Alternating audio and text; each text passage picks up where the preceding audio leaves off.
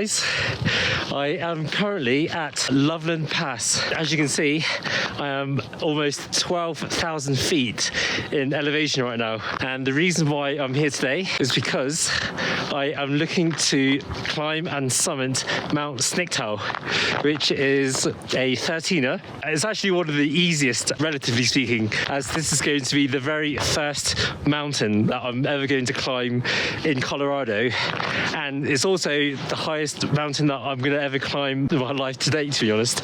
So to be honest with you, I'm definitely a little bit scared. It's currently 6 a.m. We got up at 4 a.m. this morning. Granted, it's not the right season because it's May, so there's still quite a lot of snow, as you can see in the background. The hike should only take about an hour and a half to 2 hours to summit, so hopefully I'll be able to summit by 8-9 a.m. in the morning, and then I can make my way down by mid-morning. Apparently in Colorado there's daily afternoon thunderstorms, and I've actually checked the weather app for today, and thunderstorms are due in the afternoon, so definitely want to give myself plenty of time to summit and get off the summit by the time the thunderstorms roll in. Right, so that's enough chat for me. I think I want to crack on with this hike, so I'll keep you updated. As you can see, I'm panting pretty hard, so I'm having difficulties talking like without having to pant so strongly. So this is my first time doing like high altitude hiking, which is why they say like Mount Sniktau especially, or doing like an easy like 13er is a really good mountain to climb to simulate the effects of high altitude hiking. I mean, this hike should only take about 2 hours to get to the top. And bearing in mind, I've got some hikes in my trip which will take, I don't know, like 4 to 6 hours maybe. So yeah, this is good training. Alright guys, so I'm currently about halfway up the mountain. There was about, I don't know, 40-50% snow at the beginning, and now, as you can see, it's pretty much 95% snow. One of my key concerns prior to hiking was that there'd be too much snow and that I'd have to be like post-holing. And post-holing means when there's so much snow or it's so deep that you're literally hiking with the snow waist deep. And if that was going to be the case, to be honest, I don't think I would even attempt to summit. So yeah, I'll check in with you later. Okay, so we are now an hour and a half into the hike. We've gone over one of the false summits. I don't know if I can remember if there's 1 or 2 false summits, and I didn't know if this could be another false summit, so I'm currently just taking another break, and I don't think I'm too far away now from the real summit, but we'll see. I might just get to the top and then might see another peak. Obviously I'm on a mission to get to the summit, but I still want to, yeah, just take a minute just to realise where I am right now. When I arrived at the parking lot, I was the only car there, and since hiking all the way up here, I've not seen a single person on this mountain. It's just incredible how quiet it is as well. Pristine. I've made it! I'm at the summit of Mount Sniktau.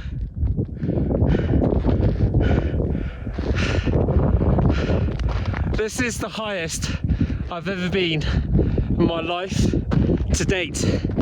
We're going to be doing some 14ers as well later in this trip, so I'm going to be even higher up. Amazing! Views, should go without saying, are incredible.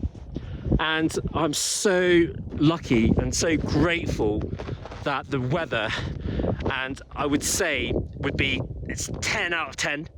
Like, I can't see a single cloud inside 360 degrees for miles. And it's not that windy, as hopefully you can hear me in this video. It's not that windy at all. And it's not that cold. And it's just perfect. Just what a perfect first hike for me to do in my trip in Colorado. I'm just really excited. As you can see, I'm really happy being up here. And also, I've not seen a single person on this mountain. I started this hike just before 6 a.m. and now it's 8:30. This is amazing.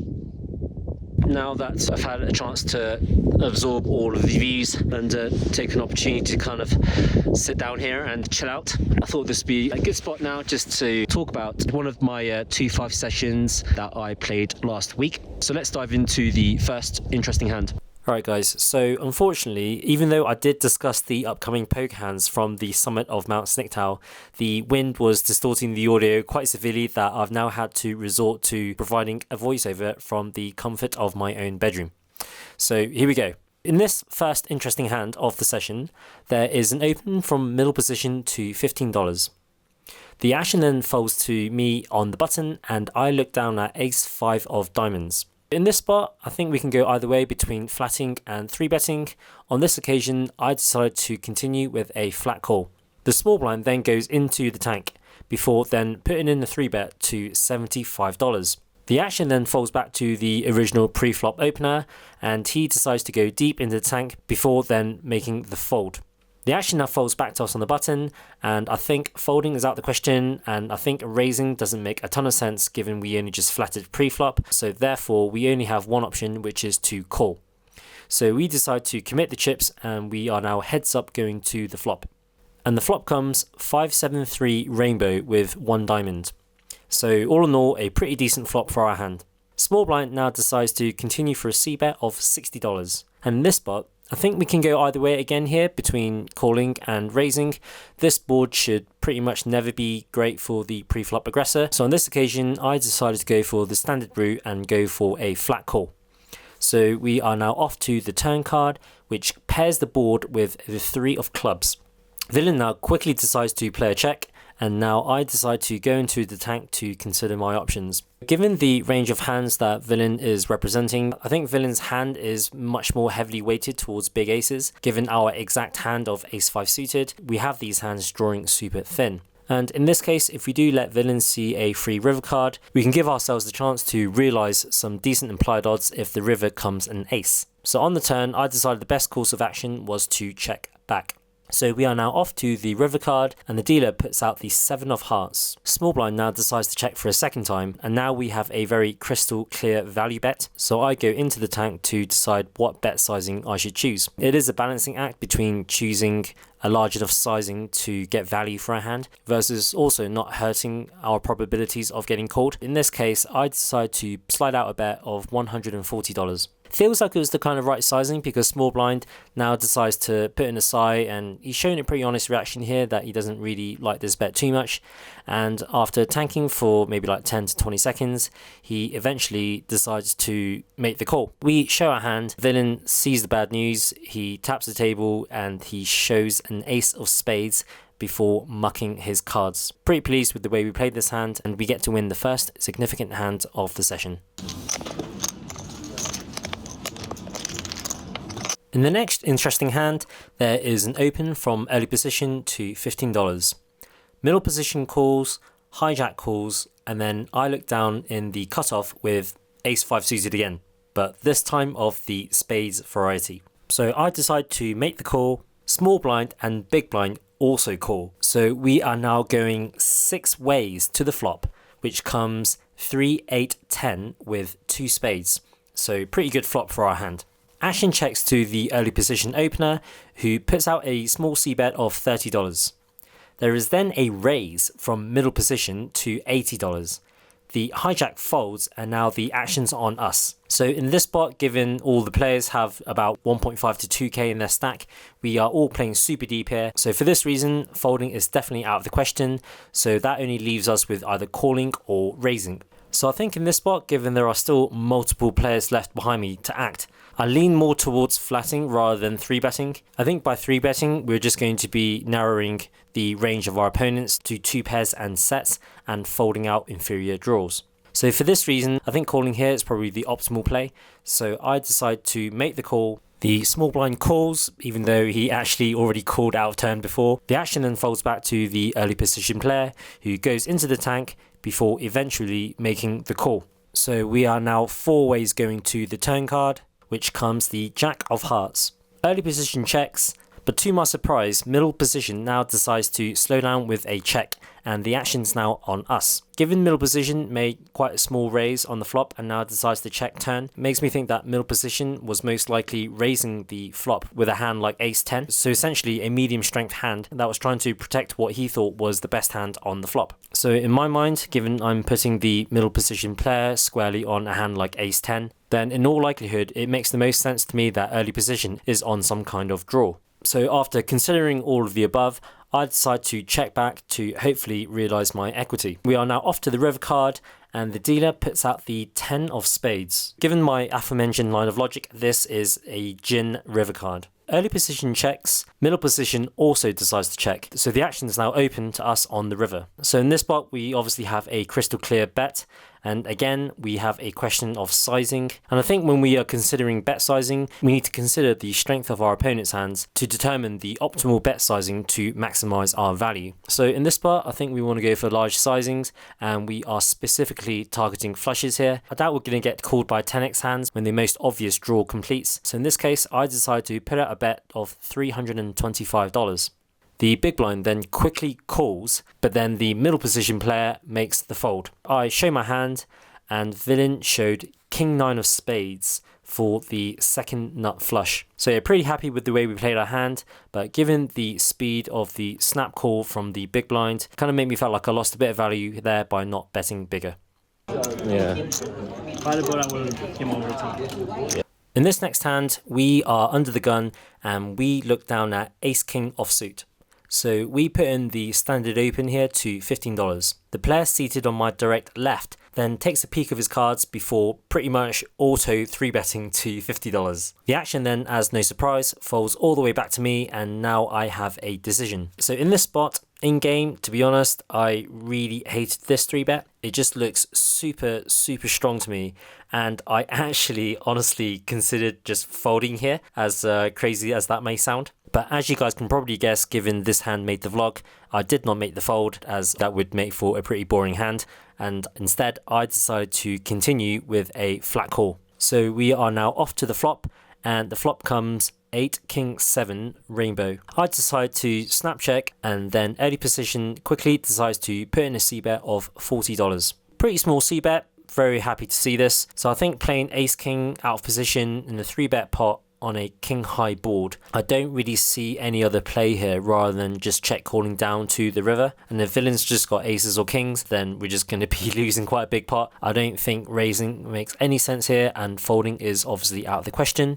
So I decide to continue with a flat call. So we are now off to the turn card, and the dealer puts out the 3 of diamonds, so complete brick. I decide to continue to check twice, and then early position then decides to bet twice for $75. Again, I think we only have one option here, which is to check call. When villain decides to make the small c-bet on the flop, I think he can also have some hands like queens or jacks, but when he double barrels, I've now eliminated queens and jacks from opponent's range, and now I'm putting villain squarely on aces, kings and ace king. So with this in mind, I reluctantly decide to continue with a call. And so we are now off to the river card here, and the dealer puts out the 7 of spades, so again a complete brick. I decide to check for the 3rd time, and unfortunately for me, early position now decides to put in a triple barrel for $110. So good and bad news, I guess. So the bad news is that we are now facing a triple barrel. However, the good news is that it's still a relatively small sizing. In this spot, same as on the turn and on the flop,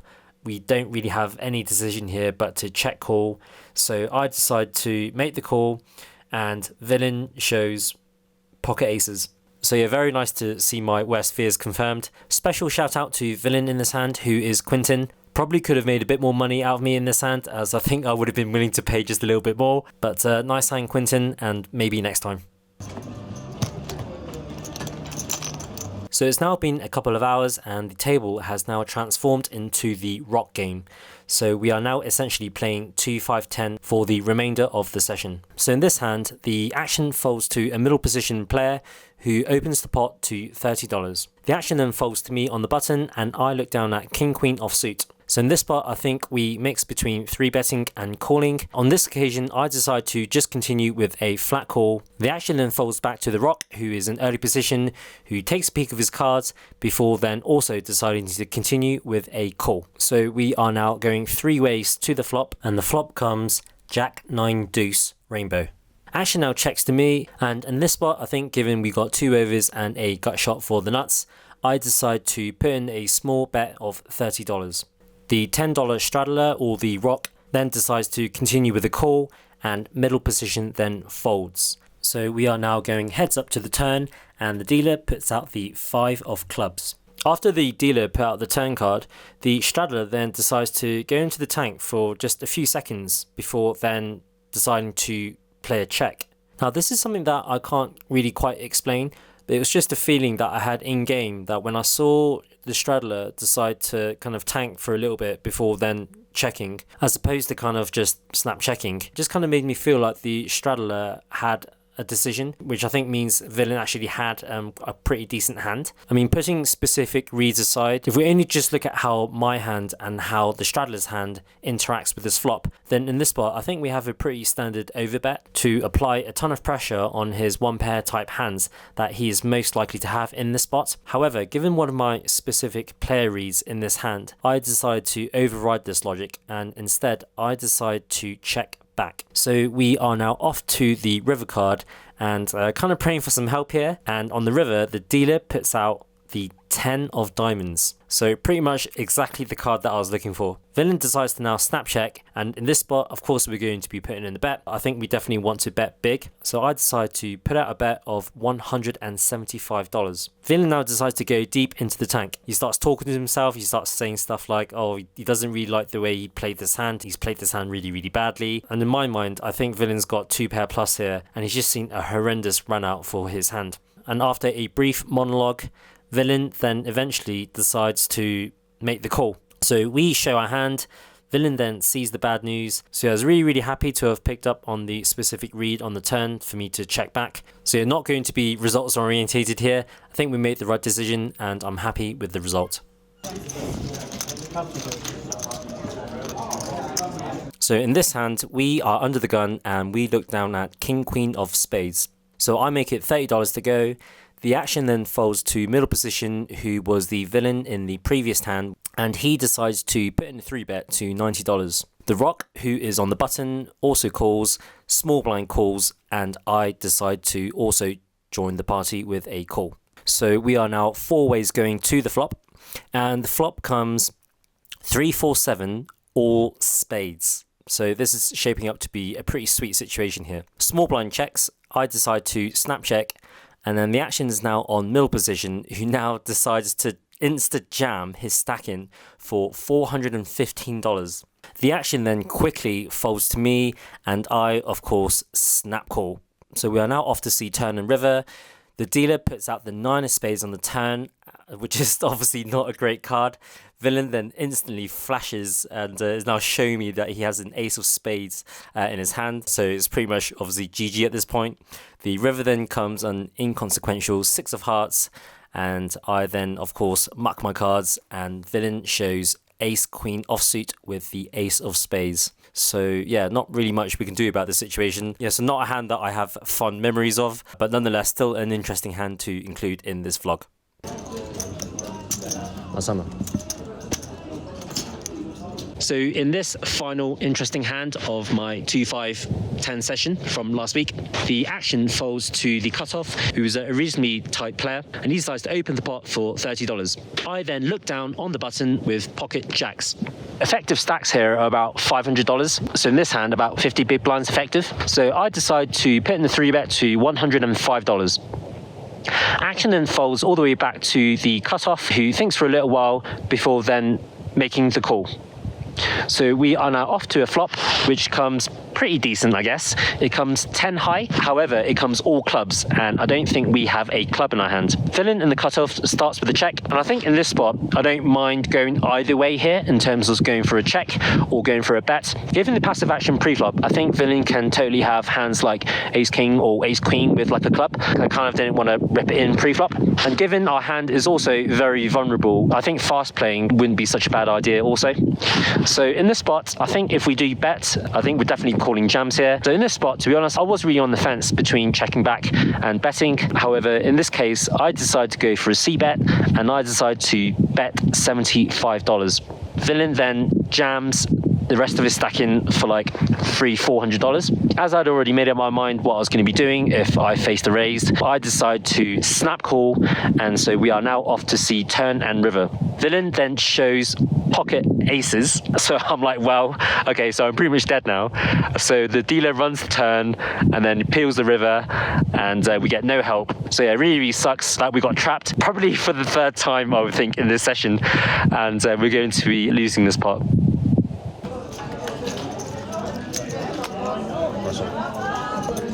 So in summary, this was a reasonably jam-packed session. There was quite a lot of swings in both directions, which is actually not really reflected in my results. We actually ended down just $16. And not only was this a break-even session, last week was pretty much also a break-even week. So the results for this week, we ended the week up $258. So that's the end, guys. I hope you've enjoyed the video. Hope you've enjoyed the scenery. I've kind of been up at the summit of Mount Sniktau for about a couple hours now, and now I can actually start to see some clouds, which means I'm starting to feel a little bit scared, and I want to start getting off the summit.